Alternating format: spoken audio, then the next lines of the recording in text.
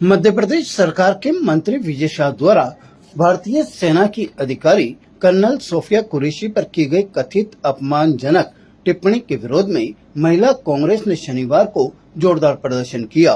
दक्षिण विधानसभा क्षेत्र से कांग्रेस प्रत्याशी द्रौपदी कोली और पार्षद लक्ष्मी बुंदेल के नेतृत्व में महिला कांग्रेस की पदाधिकारियों ने कलेक्ट्रेट के बाहर एकत्र होकर मंत्री विजय शाह का पुतला फूका और जोरदार नारेबाजी की। महिला कांग्रेस कार्यकर्ताओं ने कहा कि भारतीय सेना में सेवाएं दे रही कर्नल सोफिया कुरैशी ने ऑपरेशन सिंदूर में महत्वपूर्ण भूमिका निभाई है, जो देश की रक्षा में महिला शक्ति की मिसाल है। लेकिन मंत्री विजय शाह की ओर से उन पर की गई टिप्पणी से न केवल व्यक्तिगत रूप से अपमानजनक है, बल्कि समूचे सैन्य बल और महिलाओं का भी अपमान है। नेता प्रतिपक्ष द्रौपदी कोली ने कहा कि भारतीय जनता पार्टी एक तरफ देशभक्ति की बातें करती है, तो वहीं दूसरी ओर सेना के अधिकारियों को लेकर इस तरह की टिप्पणी की जाती है। उन्होंने कहा कि यह भाजपा का दोहरा चरित्र दर्शाता है। देखिए, ये जो बीजेपी सरकार है, इसका दोहरा चेहरा है। एक तरफ तो ये राष्ट्रवाद की बात करती है, देश हित की बात करती है, राष्ट्रवादी बातें करती है,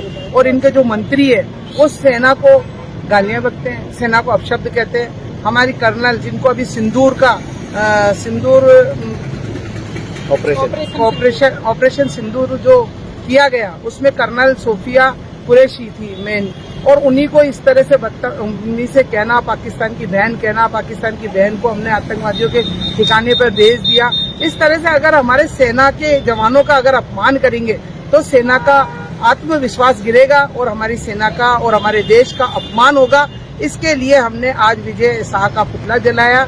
एक नारी और एक सेना के अपमान को हम नहीं सहेंगे और इसी के लिए विरोध प्रदर्शन किया। आज हमारी राष्ट्रीय अध्यक्ष अलका लांबा जी और प्रदेशाध्यक्ष सारिका चौधरी जी ने हमें महिला कांग्रेस को एक आदेश दिया था। उनके नेतृत्व में हमने विजय शाह का एक पुतला जलाया है, जिन्होंने हमारी कुरैशी, जो कर्नल सोफिया कुरैशी जो है, वहां पाकिस्तान गई थी और उन्होंने आतंकवादियों की बहन बताया। इसलिए हमने विजय शाह का एक पुतला जलाया है और हम मोदी जी से ये मांग करते हैं कि उनको तुरंत के तुरंत बर्खास्त करें। इस अवसर पर महिला कांग्रेस ने विजय शाह से माफी की मांग की और प्रधानमंत्री नरेंद्र मोदी और राष्ट्रपति से उन्हें बर्खास्त करने की मांग की। प्रदर्शन के दौरान बड़ी संख्या में महिला कांग्रेस की कार्यकर्ता मौजूद रही।